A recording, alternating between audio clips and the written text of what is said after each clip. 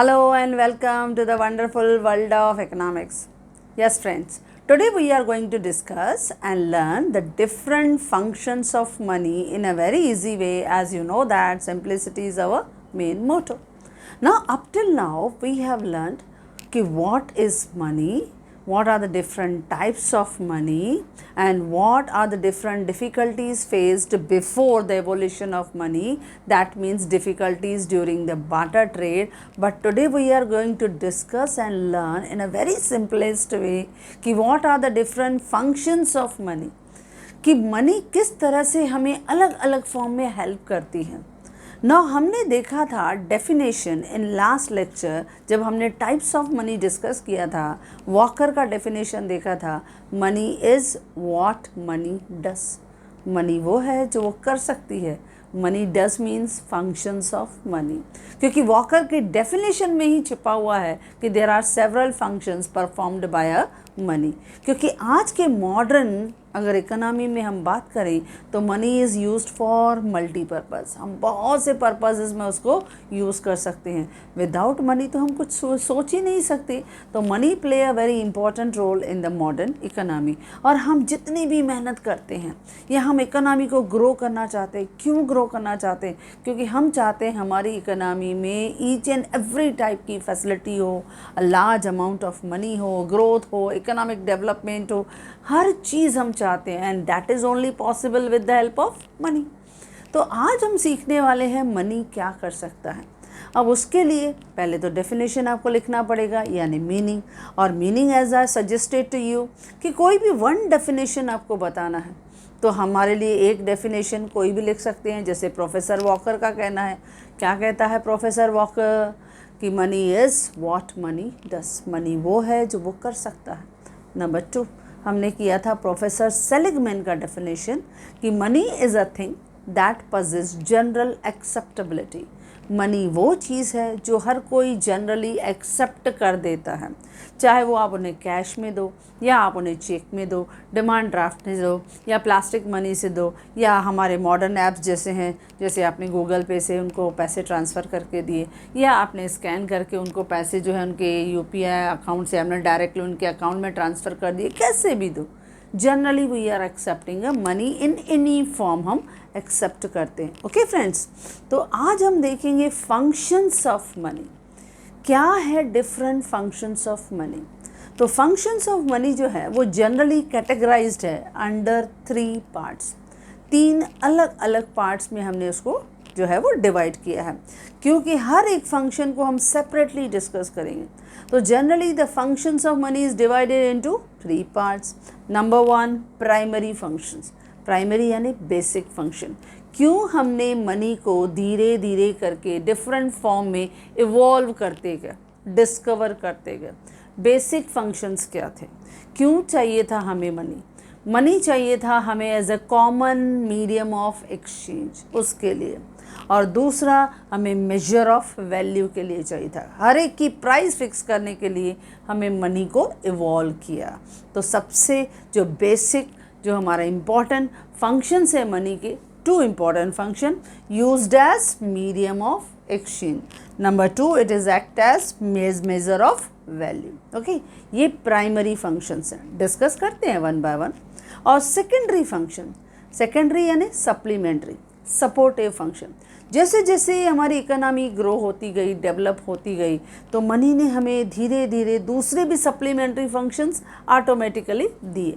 जैसे store of value, या standard for deferred payment, या हम कहते हैं ट्रांसफ़र ऑफ वैल्यू. ये हमारे सेकेंडरी फंक्शंस हैं. और थर्ड वन है कॉन्टीजेंट फंक्शंस. अब मॉडर्न इकोनॉमी इतनी we are busy and schedule, तो in that schedule and busy life money जो है वो हमें बहुत डिफरेंट जो है मॉडर्न जो फंक्शंस हैं वो भी हमें मनी परफॉर्म करती हैं. तो इस तरह से हम डिस्कस करेंगे different functions of money. Let us discuss one by one in a very easy way. तो फर्स्ट वन है primary functions.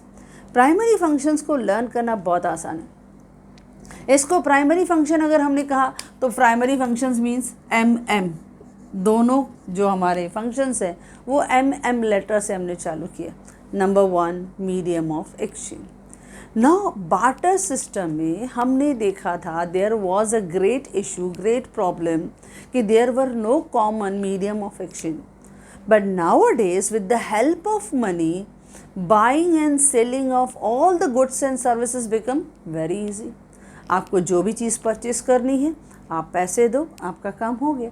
If you are going to sell any commodity, आपको कोई भी प्रॉपर्टी सेल करनी हो, आपको कोई गुड्स सेल करना हो, या इवन आपको सर्विसेज देनी हो, जैसे ट्रांसपोर्टेशन की सर्विसेज है, कम्युनिकेशन की सर्विसेज हैं, या बैंकिंग की सर्विसेज हैं, तो जो भी सर्विसेज देनी है आप उनको सर्विस दो और उनके रिटर्न में आप क्या चार्ज करते हो? पैसे.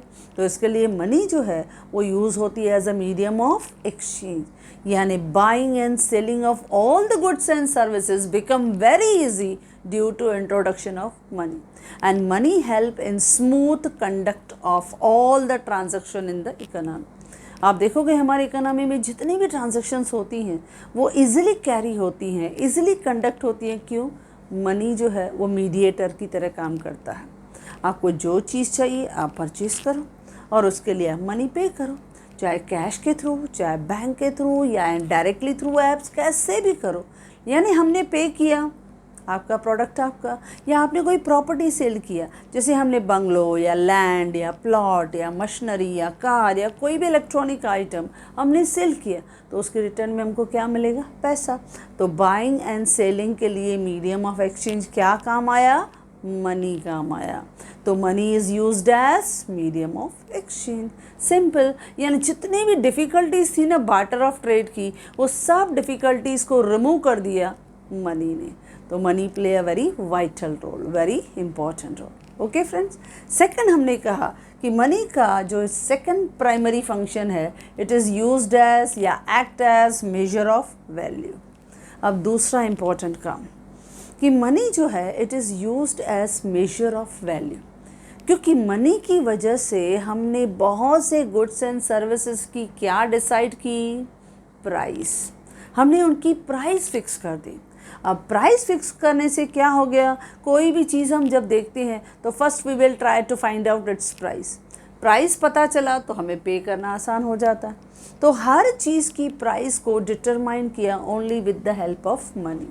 तो ये हमारा सेकंड जो काम था वो मनी ने आसान कर दिया, क्योंकि ये भी प्रॉब्लम था, क्योंकि मेजर ऑफ वैल्यू नहीं था तो how we will exchange our goods with the other persons, क्योंकि हर एक की वैल्यू अपनी अपनी रहती है. जैसे हमने कहा कि some commodities they are having very higher values, they are costly, लेकिन कुछ कमोडिटीज़ हैं they will always have the less value. तो हमने उनकी प्राइस को उसके वैल्यू के हिसाब से हमने कंसिडर किया और प्राइस फिक्स की. तो इस तरह से मेजर ऑफ वैल्यू ने हर गुड्स एंड सर्विसेज की प्राइस फिक्स कर दी. कि suppose we want to buy any commodity, अगर आपको कोई भी कमोडिटी परचेज़ करनी है, आपको आइसक्रीम लेना है, आपको सपोज़ बर्गर लेना है, आपको पिज़्ज़ा लेना है, या कोई प्लॉट लेना, बिजनेसमैन है वो प्लॉट लेना चाहता है, वो लैंड लेना चाहता है, तो वो according to that property, according to that goods ही विल पे द प्राइस. या सपोज़ उसको मशीनरी इंस्टॉल करनी है तो मशीनरी की प्राइस पे करेगा. यानी आपके इकोनॉमी में हर गुड्स एंड सर्विसेज की क्या फिक्स हो गई? प्राइस फिक्स हो गई. अच्छा, जब हम प्राइस फिक्स करते हैं तो ये ध्यान देना स्टूडेंट्स कि हमेशा हर एक कंट्री की करेंसी अलग अलग होती है. हर देश की करेंसी अलग अलग होती है. प्राइस तो हम फिक्स कर देते हैं, लेकिन हर कंट्री अपने करेंसी के यूनिट में प्राइस फिक्स करती है. जैसे से फॉर एग्जांपल हम इंडिया की बात करते हैं. In our India the unit of money is rupees. हमारे इंडिया में जो यूनिट ऑफ मनी है वो क्या है? रुपीज़ है. यानी हम जो भी प्राइस फिक्स करते हैं वो रुपीज़ में फ़िक्स करते हैं. और अगर हम यूएसए की बात करें तो उनकी हर प्राइस जो फिक्स होती है वो डॉलर्स में होती है. अगर हम यूके की बात करें तो उनकी हर प्राइस पाउंड्स में फ़िक्स होती है. अगर जापान की बात करें तो उनकी हर प्राइस जो है वो येन्स में फ़िक्स होती है. तो यानी क्या होता है? हर एक कंट्री का अपना करेंसी होता है, लेकिन है तो मनी का फॉर्म ही. मनी का ही फॉर्म है, तो आप मनी का फॉर्म होने की वजह से उनकी प्राइस आप अपने यूनिट के हिसाब से फिक्स करते हो। हम इंडिया में रुपीस फॉलो करते हैं, अमेरिकन डॉलर्स मानते हैं, या यूके वाले पाउंड्स मानते हैं। तो जिसकी जो करेंसी, जो यूनिट वो एक्सेप्ट करते हैं, उसी में ही प्राइस को फिक्स कर देते हैं। तो आपके मनी ने आपके गुड्स एंड सर्विसेज का प्राइस फिक्स कर दिया, यानी you come to know the value of each and every goods and services. तो आपकी बहुत सारी डिफ़िकल्टीज जो थी वो क्या हो गई, सॉल्व हो गई। तो इस तरह से मेजर ऑफ वैल्यू, आपने हर गुड्स एंड सर्विसेज के वैल्यू को कंसिडर किया and you have tried to fix the price of those goods and services. Clear friends? Yes, ये थे प्राइमरी फंक्शंस जो हमने कहा दोनों लेटर्स MM से है, medium of exchange, measure of value, MM, easy याद हो जाएगा। अच्छा, जब हम सेकेंडरी फंक्शंस में आते हैं, सेकेंडरी, तो सेकेंडरी फंक्शन में मैंने फंक्शन को ऐसे अरेंज किया है, सेकेंडरी है तो SST सेकेंडरी है, तो इट इज़ SST के फॉर्म में हमने उसको फंक्शंस को अरेंज किया। सेकेंडरी है, इजी है, SST। तो फर्स्ट S जो है stand for store of value. अब जो हमारा मनी है, मॉडर्न इकोनॉमी में हम देखते हैं कि ये जो मनी है it can be easily store, हम स्टोर कर सकते हैं in the form of cash. आप कैश में भी रख सकते हो, या आप चाहो बैंक में भी हम अपनी सेविंग को डिपॉजिट करके रख देते हैं। कभी कभी हम इन्वेस्ट कर देते हैं, कभी शेयर्स में इन्वेस्ट कर देते हैं, कभी म्यूचुअल फंड्स में इन्वेस्ट करते हैं, कभी प्रॉपर्टी में इन्वेस्ट कर देते हैं। तो इसकी स्टोर वैल्यू है, यानी जो मनी है आपके, जो हमने बाटर सिस्टम में देखा था कि पेरिशेबल गुड्स जिसको हम उस समय यूज़ करते थे as a property, as a asset, उनको स्टोर करने में प्रॉब्लम आता था, क्योंकि स्पेशली द पेरिशेबल गुड्स हो, जैसे फ्रूट्स हैं, वेजिटेबल्स हैं, या मिल्क हैं, या फ्लावर्स हैं, इन सबको हम स्टोर कैसे करें? उस समय वही असेट्स थी। लेकिन मनी को स्टोर करना आजकल आसान हो गया।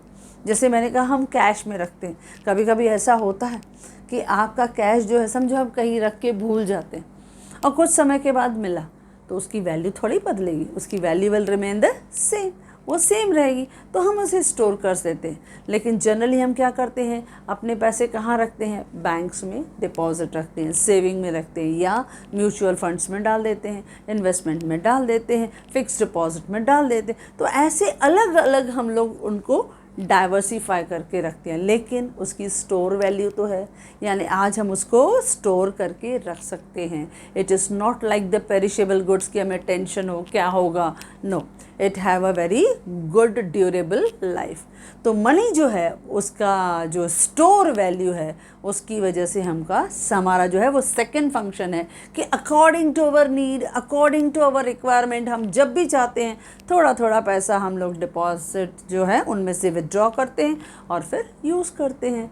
तो इस तरह से मनी का क्या है, स्टोर वैल्यू। आप देखो वॉलेट में, पर्स में आप पेपर मनी रखते हो, मेटलिक कॉइन्स भी रखते हो, या इवन प्लास्टिक मनी भी रखते हो, पड़े रहते हैं जैसे जिसकी ज़रूरत। देखो स्टोर करके हमने सेम वॉलेट में रखा है। कहीं पे हम लोग पेपर मनी यूज़ करते हैं, कभी छोटा डिनोमिनेशन होता है तो कॉइन में भी हम लोग दे देते हैं, लेकिन कहीं पे लगता है नहीं बिल बहुत बड़ा आ गया, जैसे मॉल में है, रेस्टोरेंट में है, रिसोर्ट में गए हैं, तो थोड़ा बिल ज़्यादा आ जाता है तो हम कार्ड को भी दे देते हैं, स्वैप कर देते हैं। तो देखो कैसे हम अलग अलग फॉर्म में मनी को स्टोर करके रखते हैं, और जैसे चाहा easy, according to our own convenience, according to our own requirement, हम उसको क्या करते हैं, यूज़ कर देते हैं। तो money have a very good store of value. Next है स्टैंडर्ड फॉर डिफर्ड पेमेंट। आपका जो मनी है इसका अभी यूज़ जो है, it is very easy for making the future payment, for contract payment. बहुत आसान हो गया, क्योंकि आजकल हमारी इकोनॉमी में क्या होता है, क्रेडिट फैसिलिटीज़ बहुत दी जाती हैं। स्पेशली जब हम बोरोइंग एंड लेंडिंग देखते हैं, वो शॉर्ट टर्म हो, मीडियम टर्म हो, लॉन्ग टर्म हो, वो बहुत चलती हैं with the help of our commercial banking system, बहुत चलता है। तो borrowing and lending of the money या credit facility, it become very easy because of the standard value of deferred payment. क्योंकि हम क्या करते हैं, सपोज क्रेडिट मैंने लिया, अब क्रेडिट मैंने लिया, मैंने उनको कहा कि I will pay after 3 months, after 6 month, तो every month I will pay the instalment, मैं इंस्टॉलमेंट पे कर रही हूँ। यानी फ्यूचर का कॉन्ट्रैक्ट मैंने उनके साथ लिया कि suppose I purchase any particular product, मैंने मोबाइल लिया, तो आई सेड कि I will make the payment for the coming next 6 month. तो 6 मंथ्स में मैंने 5,000 करके इंस्टॉलमेंट ली, तो 5,000 करके इंस्टॉलमेंट दिया, यानी 30,000 का product I purchase and slowly and gradually in each month I paid the 5,000 का ट्रांजैक्शन।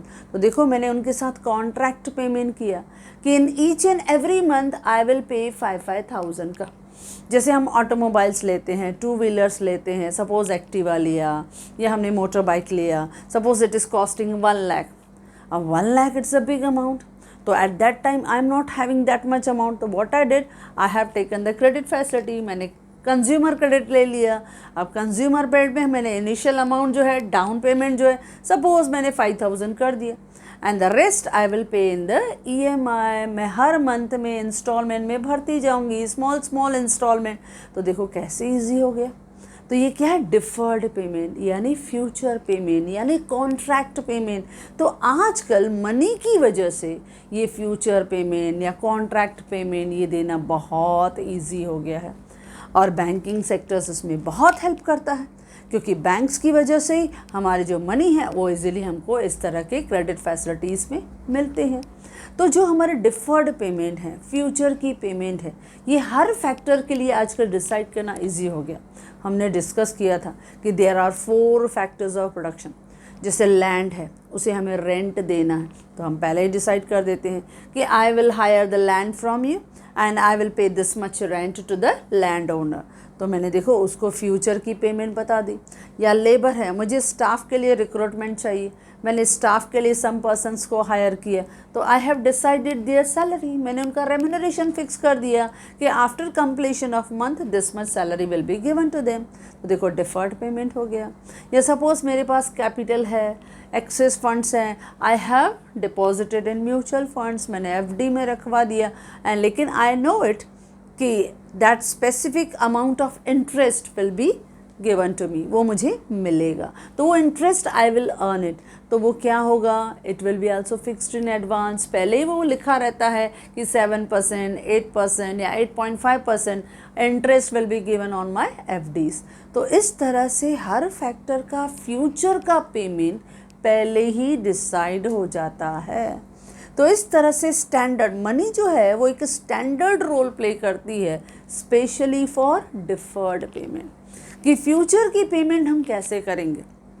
अगर मैंने किसी से लैंड लिया, किसी से मैंने फर्नीचर लिया, किसी से मैंने मशीनरी लिया, किसी से मैंने बंगलो लिया, किसी से मैंने कार लिया, तो उसकी पेमेंट मैं धीरे धीरे कैसे करूँगी। ये प्रॉब्लम जो था वो बार्टर सिस्टम में था, लेकिन मनी ने तो ये प्रॉब्लम ही सॉल्व कर दिया। ना सिर्फ प्रॉब्लम सॉल्व किया, अभी हमें लमसम देने की भी ज़रूरत नहीं है, अभी हमें क्रेडिट फैसिलिटीज़ मिलती हैं, और ये कंज्यूमर क्रेडिट फैसिलिटीज़ हमारे जो पेमेंट्स हैं उनको बहुत ईजियर कर देती हैं। तो इसके लिए डिफ़र्ड पेमेंट करना आजकल बहुत आसान हो गया है।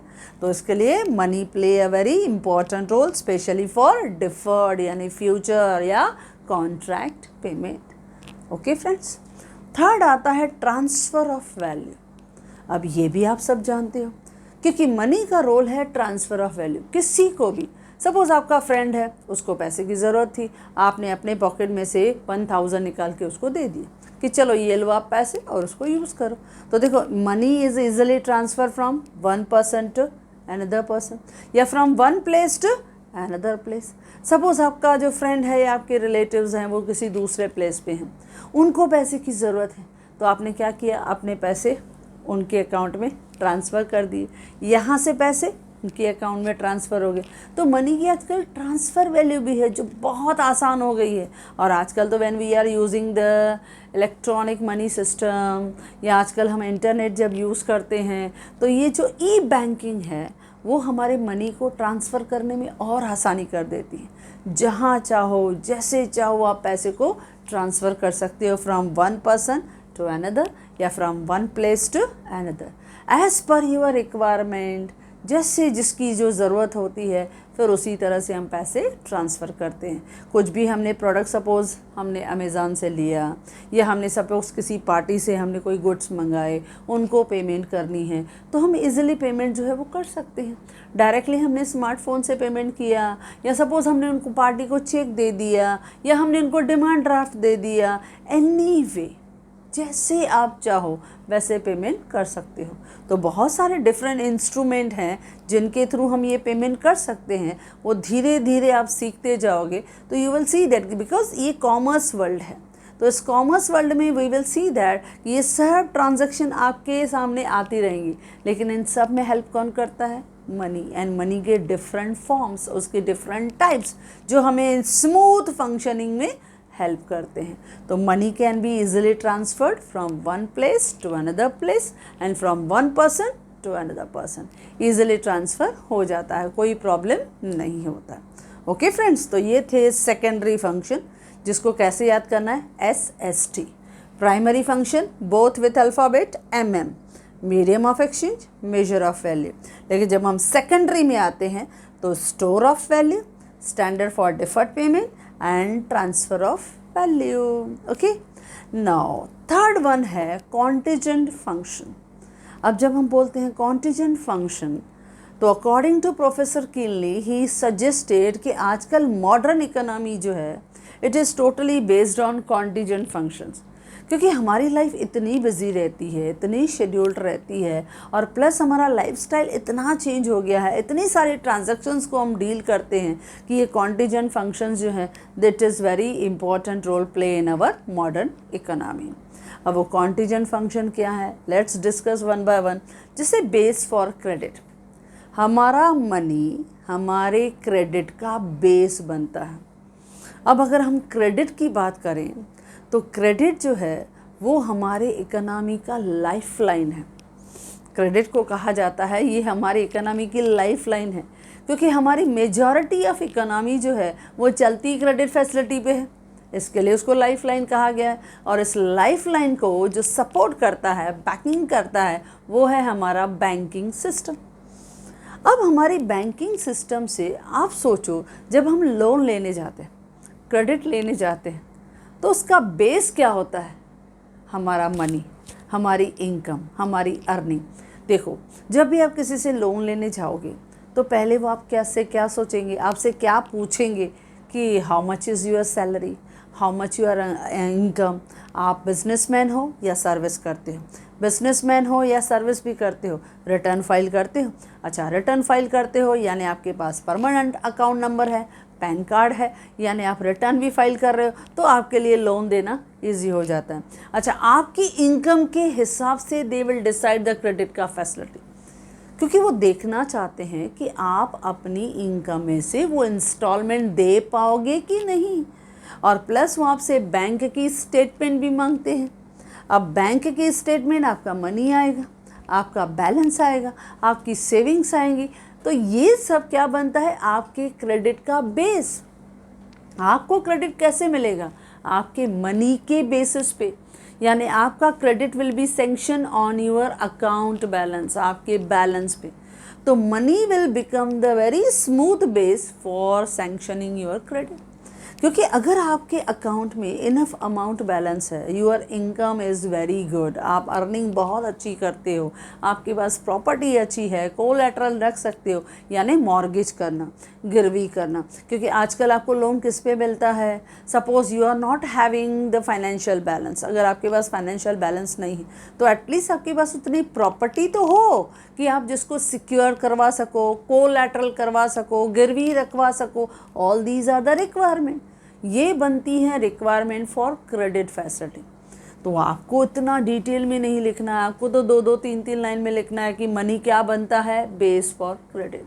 क्योंकि हमें लोन कब मिलेगा? जब हम उतना कमाते होंगे, हमारी उतनी इनकम होगी। अगर हम कमाएंगे नहीं, हमारी इनकम ही नहीं होगी, अगर we are unemployed, we are poor person, तो कोई हमको क्रेडिट देगा? No. Money will become indirect supporter to provide the credit facility. हमारा मनी ही हमको सपोर्ट करता है to enjoy the various credit facility. और आजकल तो इकोनॉमी में, जैसे मैंने कहा आपको, so many activities of borrowing and lending are there. Borrow करना, किसी से हम लोग जब पैसे जो हैं वो किसी से क्रेडिट पे लेते हैं। लेंड करना यानी किसी को कर्जा हम देते हैं।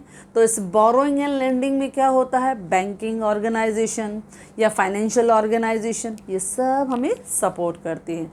लेकिन इनका मेन जो फोकस रहता है किस पे, ऑन आवर मनी बैलेंस, हमारी फाइनेंशियल पोजीशन क्या है उसके बेसिस पे they will sanction our loan या they will provide credit facilities.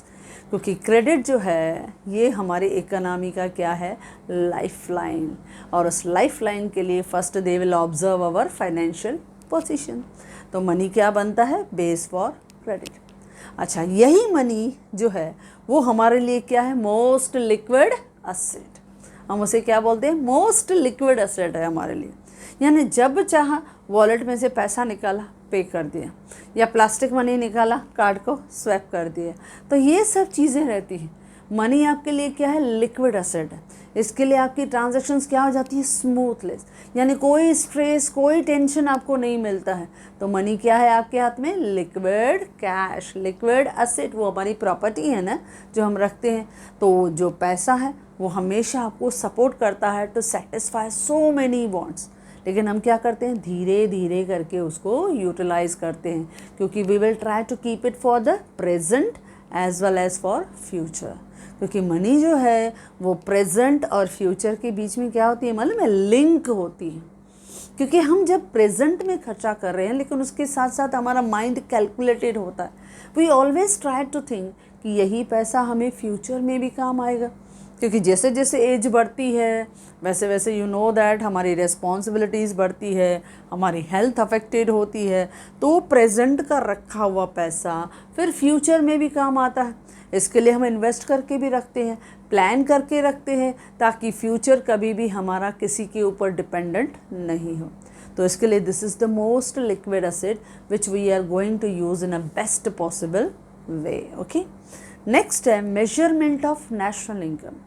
आपका मनी आपको नेशनल इनकम मेजर करने में बहुत ही यूज़फुल होता है ना। हमारा जो सब्जेक्ट है इकोनॉमिक्स, उसमें नेशनल इनकम एक बहुत इम्पॉर्टेंट थियरी है जिसको हम डिस्कस करेंगे, but in 12th standard, because this is the your beginning. लेकिन नेशनल इनकम के लिए थोड़ी इन्फॉर्मेशन जो है हम कुछ चैप्टर्स में डिस्कस ज़रूर करते हैं। क्योंकि नेशनल इनकम यानी the total market value of all the goods and services produced in the economy during a year.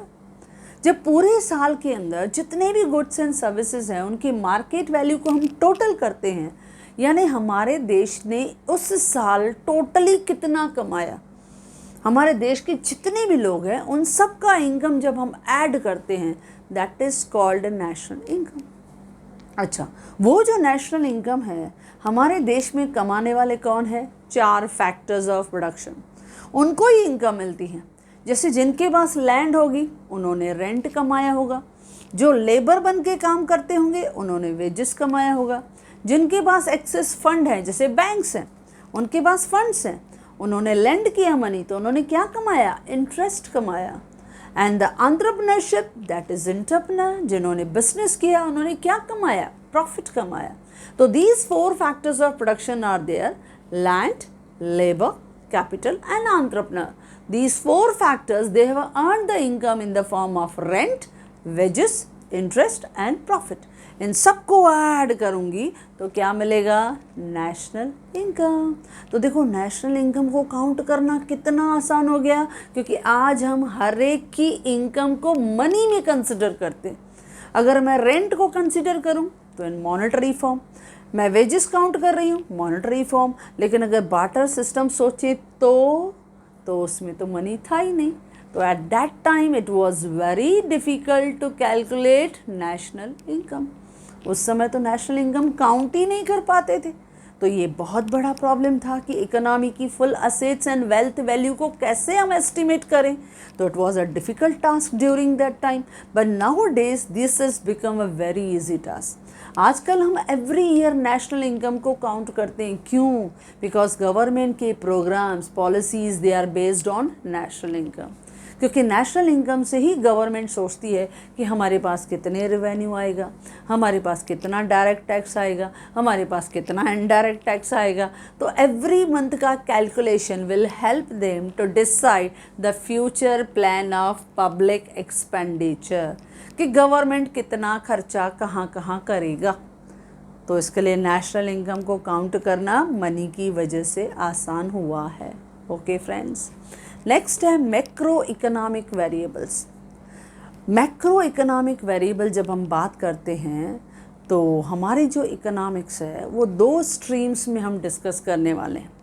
एक माइक्रो इकोनॉमिक्स यानी इंडिविजुअल स्मॉल लेवल की इकोनॉमिक्स, और दूसरा मैक्रो इकोनॉमिक्स जिसमें एग्रीगेट नेशन के बारे में हम बात करेंगे, यानी एंटायर नेशन।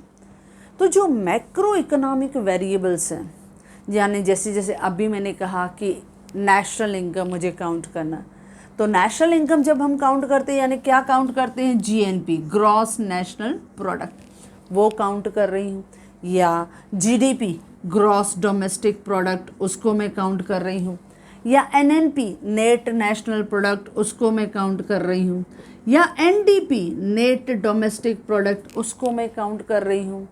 ये सब हम कैसे काउंट कर सकते हैं? जब हमें मनी वैल्यू हर एक का मालूम है।